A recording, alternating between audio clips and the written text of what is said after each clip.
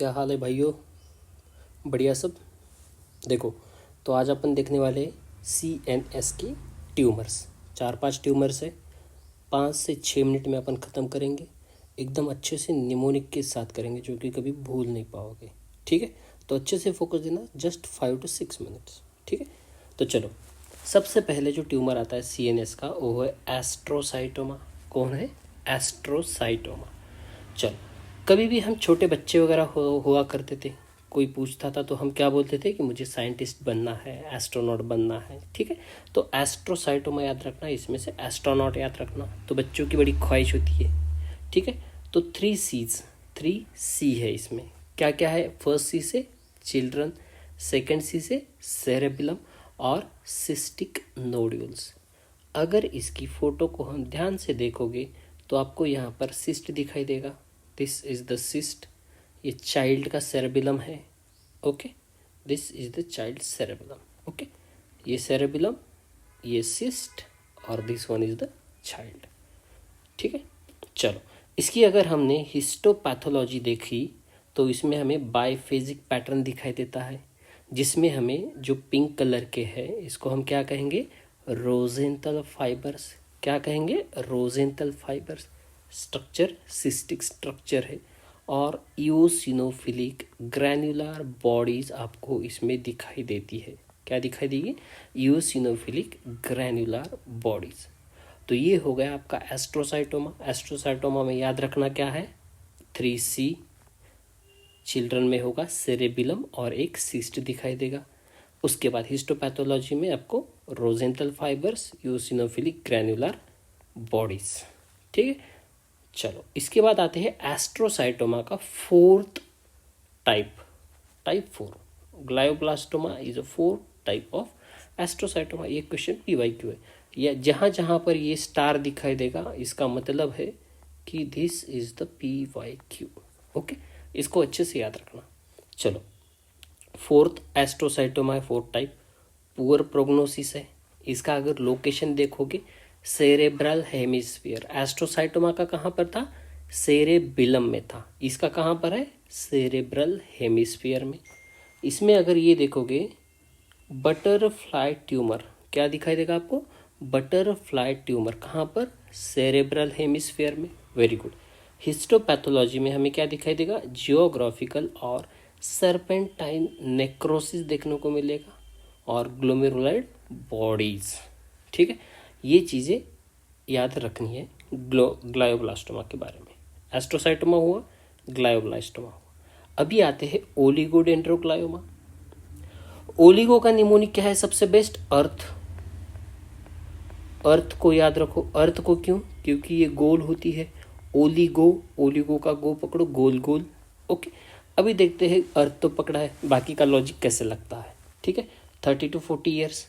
अर्थ पर हम कहाँ पे बैठे? एकदम फ्रंट पर, जहाँ पर सूरज की रोशनी आती है, सब कुछ पहले आता है। तो फ्रंटल लोब हो गया, cerebral same location.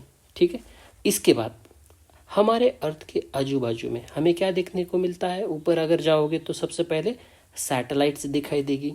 Peri neuronal satellitosis. Peri, peri मतलब क्या? आजू बाजू में। सैटेलाइटोसिस दिखाई देगी। सैटेलाइटोसिस का नाम हमने क्या रखा है? IDH1 and IDH2 gene, 2 satellite है। ठीक है, चलो। इसमें कोडिलेशन किसका हो रहा है? 1P एंड 19Q का कोडिलेशन होगा। अगर हिस्टोपैथोलॉजी हमने देखी तो हमें क्या देखने को मिलेगा? फ्राइड एग अपीयरेंस देखने को मिलेगा और साथ में chicken wire in the blood vessels. क्या दिखाई देंगे आपको? Blood vessel. किसके? Chicken wire. ब्लड वेसल में आपको चिकन वायर देखने को मिलेगा। ठीक है, हमारी जो अर्थ है वो कैसी है? रकेड है, हार्ड है। हार्ड मतलब ही कैल्सीफाइड है। Okay, calcification. और हमारे अर्थ में जब हम रास्तों पर ठंड में वगैरह इधर उधर घूमते तो क्या दिखाई देता है? फॉग। फॉग मतलब ही हैलोज। तो शोज पेरी न्यूक्लियर हैलोज। ओके, और अगर उसके भी ऊपर जाओगे गैलेक्सी में, मतलब आउट ऑफ अर्थ, तो वहाँ पर आपको सैटेलाइट्स दिखाई देगी। हुआ ना तो अर्थ। तो याद कैसे रखना है? एक अर्थ ले ली, इसके आजू बाजू में हमारे पास 2 सैटेलाइट है। IDH1 and IDH2, very good, these are the satellitosis. आप कहाँ पर बैठे हो? पृथ्वी के, अर्थ के एकदम फ्रंटल लोब पर, ठीक है। तो फ्रंटल लोब पर बैठ के आप क्या खा रहे हो? फ्राइड एग खा रहे हो, चिकन खा रहे हो, ठीक है। हमारी अर्थ कैसी है? एकदम हार्ड है, मतलब कैल्सिफिकेशन हुआ है, धुआं धुआं भी है तो हालो भी है, और एकदम ऊपर गए तो सैटेलाइटोसिस दिखाई देगा। फ्राइड का अपीयरेंस और कहाँ कहाँ पर दिखता है? हेरी सेल ल्यूकीमिया में और मेलासिया फॉरफॉर में, ठीक है। तो ये हो गया ओलिगोडेंड्रोग्लायोमा। हमारी अर्थ माँ भी है और गोल भी है, ठीक है। तो ओलिगोडेंड्रोग्लायोमा का निमोनिक याद क्या रखना है? अर्थ। Okay, very good. चलो, इपेंडिमोमा, ठीक है। इसमें क्या याद रखना है आपको? पेन याद रखनी है। Pen is exactly like a spinal cord. किसकी जैसी है? स्पाइनल कॉर्ड जैसी है। तो सीधी बात है, स्पाइनल कॉर्ड या फिर फोर्थ वेंट्रिकल आता है तो आपको क्या डायग्नोसिस लगाना है? इपेंडिमोमा। Very good. ये किसके साथ एसोसिएटेड है? NF2 जीन म्यूटेशन के साथ है, ठीक है। इसके बाद हिस्टोपैथोलॉजी में अगर देखोगे तो पेरीवैस्कुलर सूडो रोजेट्स दिखाई देंगे आपको, ओके। मार्कर क्या है इसके? GFAP, glial fibrillary acidic protein. तो ये चीज़ याद रखना अपेंडिमोमा में, ठीक है। तो पेन भी हो गया, अर्थ भी हो गया। अब आते हैं मेड्यूलोब्लास्टोमा। छोटे बच्चे एकदम शरारत होती है, कभी भी कुछ भी ब्लास्ट कर सकते हैं, ये बात सबको पता है। तो छोटे बच्चों को हमने क्या किया? मेंदू वड़ा खाने के लिए अपन ले गए, क्या? मेंदू वड़ा उनको दे दिया, उन्होंने गिरा दिया। इसी को हम क्या कहते हैं? Drop metastasis. मैं गिरा हुआ बंदा जमा नीच बलिए, तो ड्रॉप मेटास्टेसिस होता है मेंदू वड़ा खाते वक्त, गिर जाता है। कौन गिराता है? छोटे बच्चे, ओके।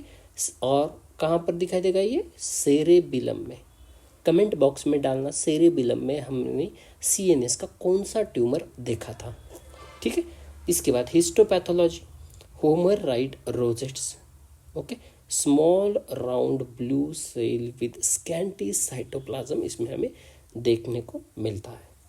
इसके बाद एंड में आते हैं मेनिंजियोमा, ठीक है। अडल्ट में होता है meningioma, female is more common than male. इसके बाद रिस्पॉन्स किसको करता है? प्रोजेस्टेरोन को। और इसका अगर रिस्क फैक्टर आपको पूछा जाए तो क्या होगा? रेडिएशन। भोपाल में गए, कहीं पर न्यूक्लियर की जगह पर गए तो वहाँ पर रेडिएशन फैल चुका होता है, तो it will cause meningioma, risk factor है, ठीक है। NF1 एंड NF2 का यहाँ पर म्यूटेशन होता है। एपेंडिमोमा में किसका हो रहा था? NF2 का हो रहा था ओनली, नॉट 1, ओके। इसमें हमें सामोमा बॉडी दिखती है, और आई थिंक कि इस साल FMG में क्वेश्चन था ये, ठीक है, सामोमा बॉडी का। चलो, श्वानोमा, इसको हम डिटेल में अच्छे से ENT में देखेंगे, यहाँ पर थोड़ा सा उसका ओवरलुक लेते हैं। इसी को हम एकोस्टिक न्यूरोमा कहते हैं, जो कि SNHL करता है। क्या करता है? SNHL। NF2 gene chromosome number 22, inferior vestibulo cochlear nerve इसमें क्या होती है? एसोसिएटेड रहती है।